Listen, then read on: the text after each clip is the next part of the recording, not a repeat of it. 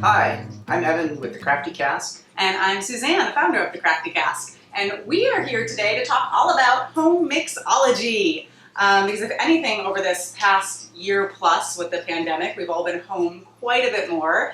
And what we hear from so many people I'm is sure that, you've tried your hand at making a few drinks at home. yeah, and we often find, like, how come my drinks at home don't turn out like the ones at the bars? I miss those, like, great bar cocktails so much. And so we've been having a lot of fun teaching mixology classes for corporate events, for private parties, things of that nature. And so we thought it was about time to wrap up all of our tips share a and little of tricks. these fun bits of information. Yeah, so Evan, who is my home mixologist, I've learned some, I do some myself, but I have such a pro here that I let him take the reins usually. So he's gonna walk us through making a few cocktails while we point out the specific kind of home mixology tips and tricks to make your cocktails at home shine like the ones you have at bars. Definitely. So we're going to get started here with a very classic martini.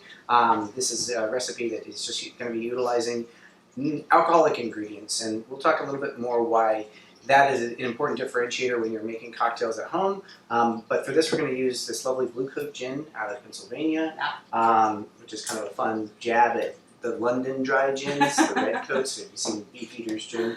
And one thing to point out on this is quality of ingredients, right? Like, yeah, definitely. That's one of our biggest tips, probably with home mixology, is a lot of people think, oh, I'm just making a cocktail, I'll put like the bottom swill, the cheap stuff that's in the back of my bar in that drink. And honestly, the better your ingredients, the better your cocktails are going to be. So our kind of rule of thumb is don't make drinks with things that you wouldn't drink by themselves. Especially a cocktail like this, where it really is just two ingredients. You know, if you're mixing cheap vodka with a bunch of juice and soda and things like that, a little bit less important. But if you are making something that is spirit forward, like this martini, it is important that you want to use something that you would enjoy essentially on its own. Absolutely. Even if you don't necessarily want to drink straight gin. Yeah, absolutely. I'm just going to grab the dry vermouth out of the fridge here.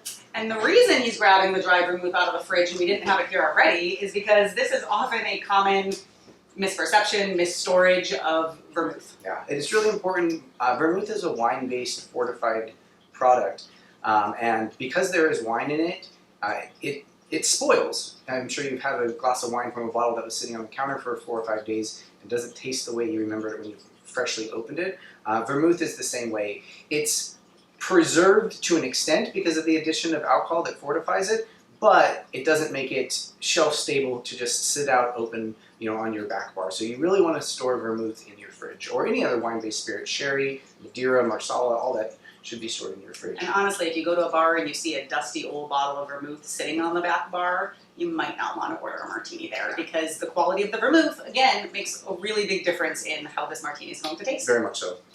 So we're going to get started here with the building of this drink. And if you have pour spouts, that definitely makes it easier. Over time, you can become pretty proficient at pouring without a measuring device. However, particularly with martinis and anything that is all spirit-based, precision and measuring is really helpful, and jiggers are a great way to be able to do that. Hold the bottle by the neck and pour in a pretty decisive way, holding the jigger over the receptacle that you're going to build the rest of the cocktail in, so if anything spills, it goes right in there. And pour and stop pouring. And Decisive. then, Do you see that? This is where I mess up. This is where people who don't make drinks a lot, you're kind of like carefully pouring, holding the bottle down here and like, and that's when things start to spill, you start to make a mess. So you have to, like, it's kind of that Julia Child, like flipping things in a pan. Yeah. You have to be decisive with it. And hold the jigger right at the narrowest point, and when you're ready to pour, just quickly dump it over and it'll go right into the vessel. And then, again, put things back where you got them. You'll very quickly lose things if you're making cocktails for a group of people, or after a few cocktails. You're like, where did I put that vermouth down? So put things back where you got them when you are done using them. I added the dry vermouth prior to the gin, and that leads to something that is a little bit more profound in other types of cocktails, but in general you want to add ingredients from least expensive to most expensive.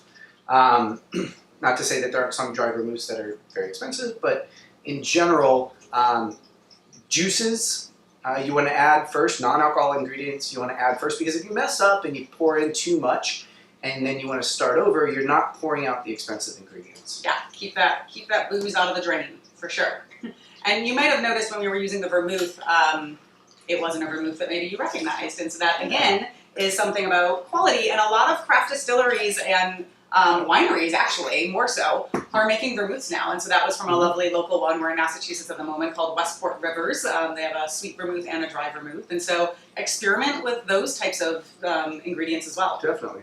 Now, the ratio here with a classic old-time martini is 2 parts of the base spirit gin and 1 part of dry vermouth. Over time, this has shifted away from maybe the original martini, which was actually made with sweet vermouth, and so a dry martini came to signify the use of dry vermouth instead of sweet vermouth. And then when that established itself and kind of obliterated the old recipe, the dryness was more of a reference of how much dry vermouth. And so nowadays, the more kind of standard contemporary martini is made with just a dash of dry vermouth, but it really is an interesting cocktail to try if you haven't had one with a more significant portion of dry vermouth in it. Yeah, I really enjoy it with the 2-to-1 ratio. Yeah. Once you've built the ingredients into your vessel, you're going to want to prepare your glassware.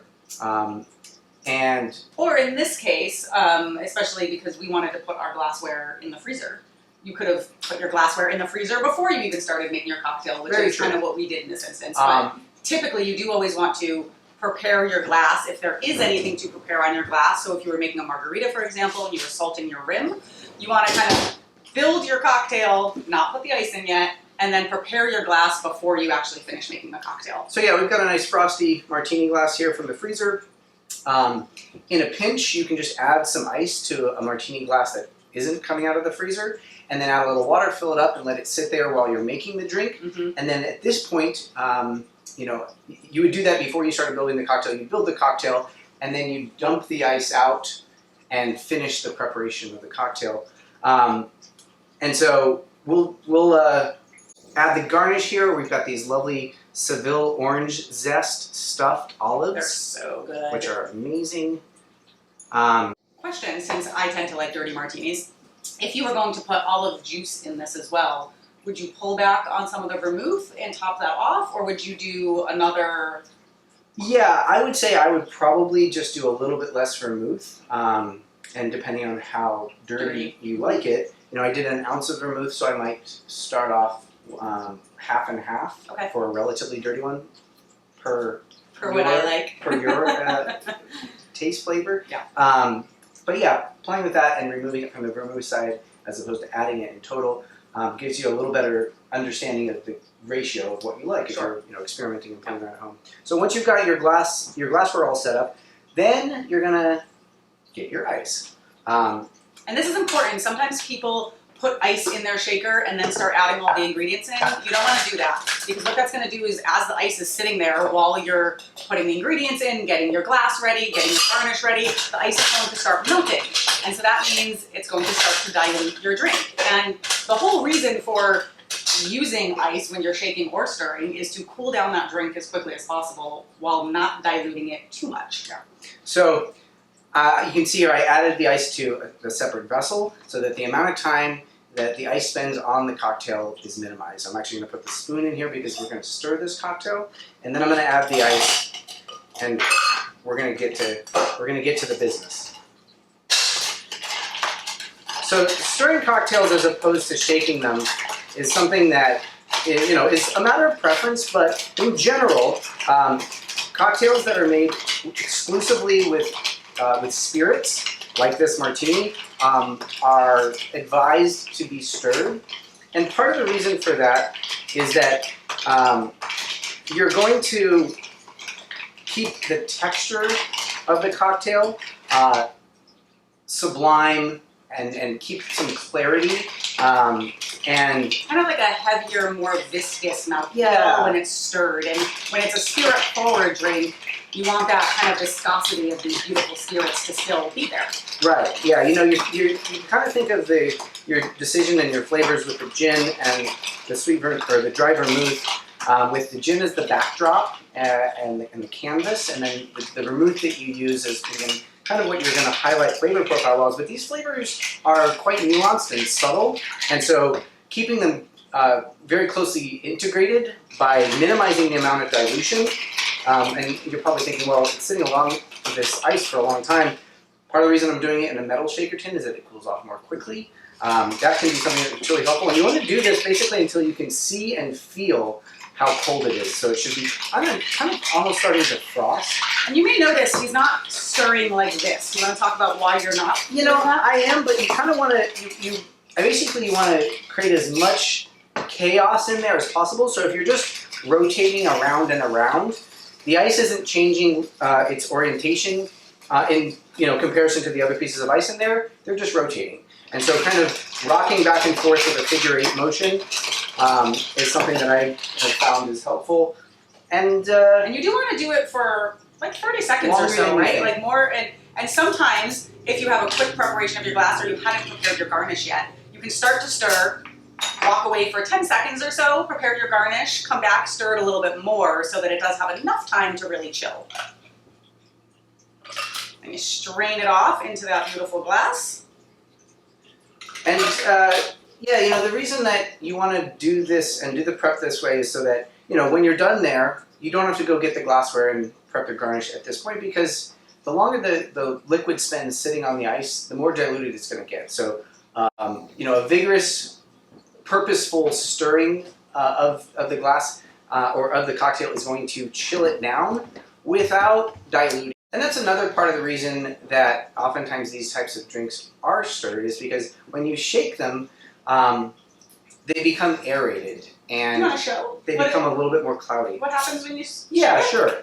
Let's kind of do this and do a quick shake. So in general, I wouldn't suggest using Doing what he's about to the do. ice that I've used to, just stir this drink again to make a second cocktail. I'm actually just going to add a little bit more ice for the purpose of this demonstration. But the ice, after you've stirred a cocktail, has kind of served its purpose, and it's starting to break down. Yeah, it's warming up, it's starting to break down, and adding another cocktail to it and making a second cocktail with that ice is going to leave you with a cocktail that's more diluted. Yeah. So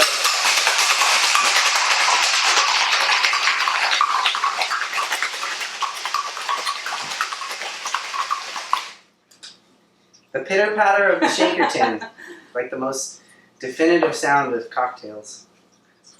And he looks awfully fancy when he's shaking that, but when we make our next drink, which is a shaken drink as well, he'll talk a little bit about techniques with shaking and kind of why he looks so fancy when he's shaking his drinks. It's not just to look fancy. Now, if I bring this up, you'll see, so shaking it kind of aerates it and gives it a little bit of this like more frothy kind of texture, which I personally really enjoy. So I do prefer my martini shaken, not stirred, because I'm so much like James Bond. But it is, it's a preference, and it's definitely a preference that I need to ask for at bars, because really the proper kind of way to make a martini is stirred. But if you like some of that aeration, that frothier texture, rather than that like kind of viscous, heavier texture that you get when stirred, this is a way to get there. Mm-hmm, mm-hmm. Mm. Yeah? Yeah. That vermouth is quite, we just got those vermouths there. We got a sweet vermouth from them and a dry one, so. Yeah, that's very nice. That's nice. So, next up, we're going to make a New York Sour. And this is a cocktail, a very classic drink. This is a cocktail that includes citrus and some other non-alcoholic ingredients. So this one is one that you would want to shake. That would be kind of the advised preparation. In addition, we're going to be using a little bit of egg white to kind of emulsify almost like a meringue on top of the cocktail. And for that, it's basically vital. You really have to shake that in order to get the proteins in the egg white to unfold and make that foam. So yeah, we'll start off here with the egg.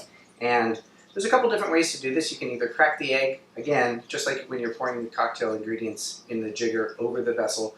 Crack the egg with the edge of the vessel, hold it so that it doesn't knock over. And then you can either kind of roll the yolk back and forth, letting the white fall in there. That's what I do. Or you can pour it into your hand and let the yolk, let the white kind of fall between your fingers. it's a little messier, but I'm always anxious about piercing the yolk with the sharp edge of the shell. I like to live on the edge. But yeah, it is much safer just to put it in your hand and kind of let that white drip through, because then you're definitely not going to pierce the yolk. If you do get any yolk in there at all, dump it out and start over. This is very similar to baking when you're making a meringue.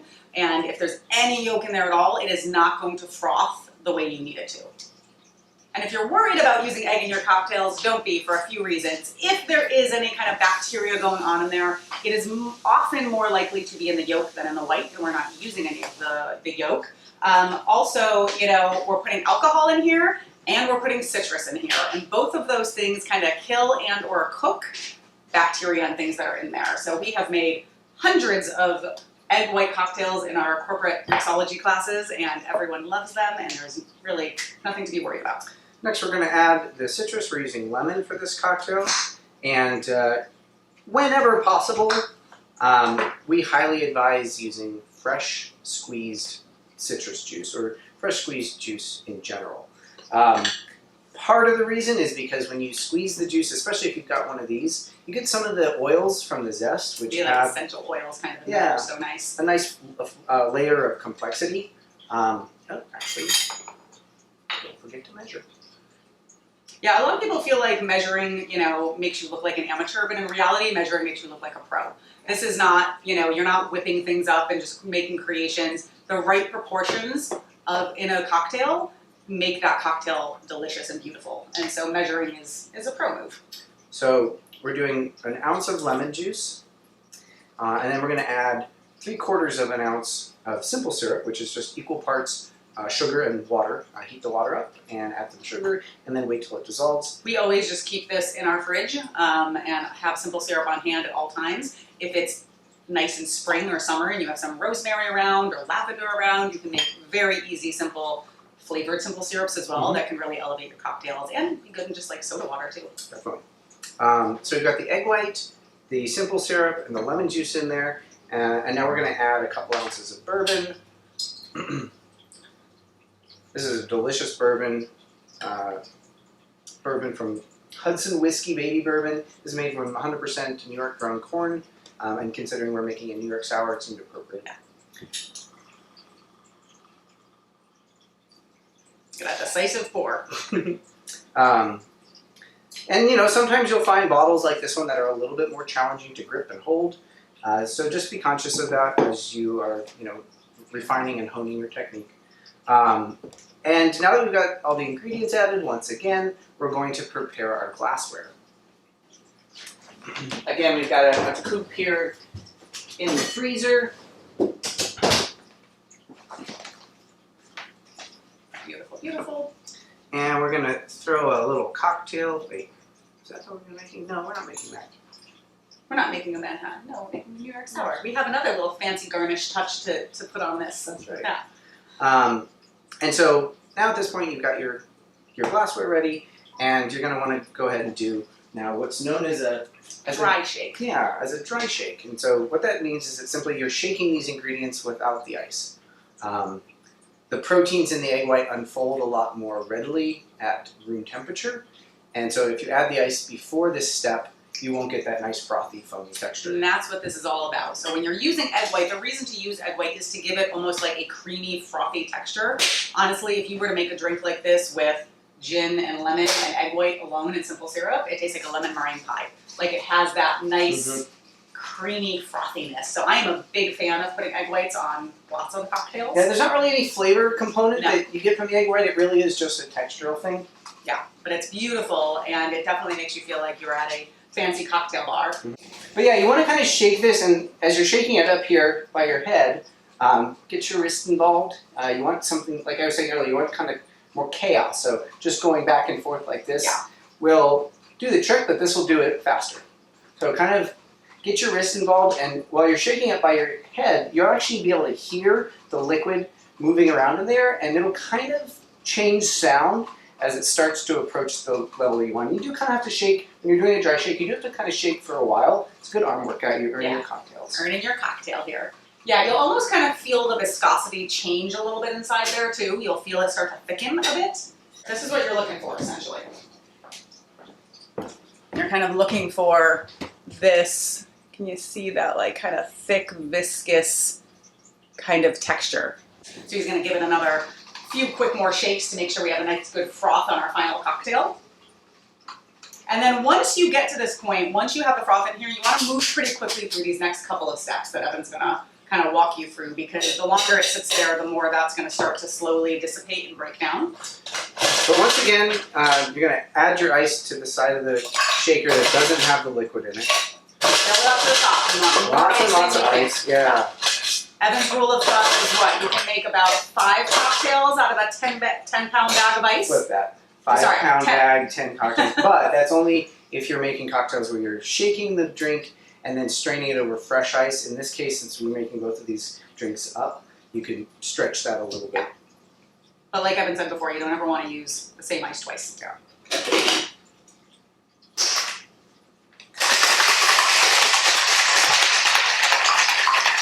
Smile while you shake. Shake it like you need it. And then once you've added the ice and you're trying to get this top part off, hold the base firmly, and a good firm slap on the top of it will generally dislodge it, but because of the cooling effect, the metal contracts and you can get a pretty tight seal there. Sometimes it can be challenging. And with a cocktail like this, if you have it, I would recommend using a fine mesh strainer as well as the Hawthorne strainer to separate the ice. The fine mesh strainer is going to pull out the little pieces of citrus from the freshly squeezed juice, and perhaps more importantly, the fine pieces of ice shards from shaking it, because the ice gets all kind of busted up when you do this. And those little pieces of ice shard will more quickly, one, dilute your cocktail, but also will break up this beautiful foam that forms when you make a cocktail like this. Yeah, so when you first pour it, it's going to look like one big foamy drink, but as it sits here, it's going to start to separate a little bit, and that foam and froth that you created is going to rise to the top while then the rest of the drink kind of sits beneath it. And then one last kind of finishing touch for a New York sour. So this is a perfectly good whiskey sour right here, as it is. That's what this is a whiskey sour. To make it a New York sour. Yeah, the addition of a little bit of red wine floated on top is what differentiates a New York sour from just a regular whiskey sour. And using a bar spoon and carefully pouring right onto the top of it, we're going to use a ½ ounce. You can measure this out, but it's going to be a little easier to pour from this vessel than it is from the jigger. So I'm just going to pour from this. And pouring directly into the drink, what happens when you do that is it basically goes right to the bottom instead of floating on top. So pouring carefully on the top with the back of a bar spoon is a great way to get this effect. And yeah, you can kind of start to see here the wine, and it'll continue to kind of fill the space. Yeah, and disperse around the edge. And then if you've got a toothpick, kind of a fun thing to do, a la like a barista, you can kind of draw that through the red wine that's splashed. And make kind of a fun design. Yeah. Make it look artful and pretty. That's a beautiful one. Why, thank you. Yeah. Yeah. So Let's see if I can carry this up there without spilling it. It's awfully full. Awfully full. Let's see if I remember my server training.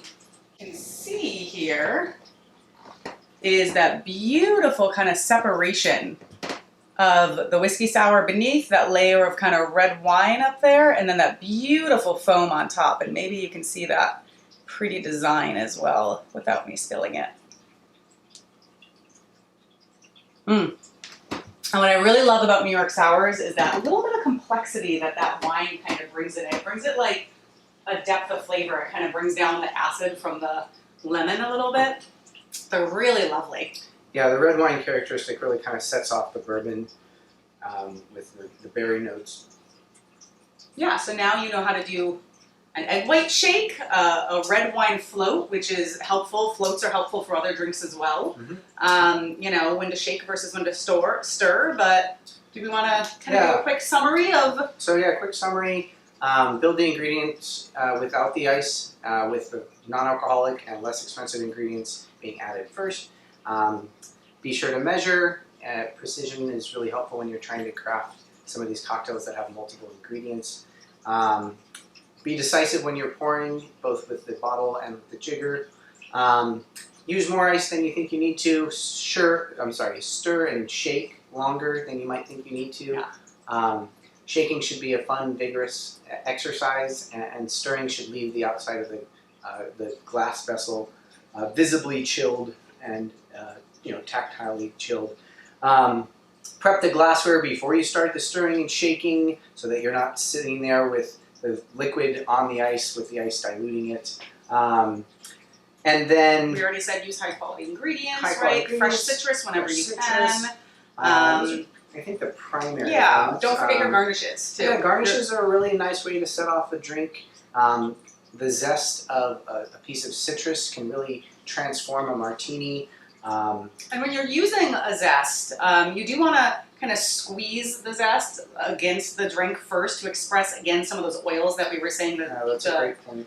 So don't just peel and drop it in. You want to peel it, kind of express it, so some of those oils, and then kind of give it a little stir. And to in illustrate how helpful garnishes are, not just in making the drink beautiful, try the drink before you add the garnish. Yeah, that's actually whenever we Express the lemon peel over the top and try it again. Yeah, whenever we teach our mixology classes, we always have everyone take a sip before they garnish and after they garnish, because that really helps you start to understand the value that garnishes bring, besides making your drink look pretty, that they actually transform the aroma and the flavor. Bitters are another perfect example of that. Taste your drinks before you add the bitters and after you add the bitters. Very much so.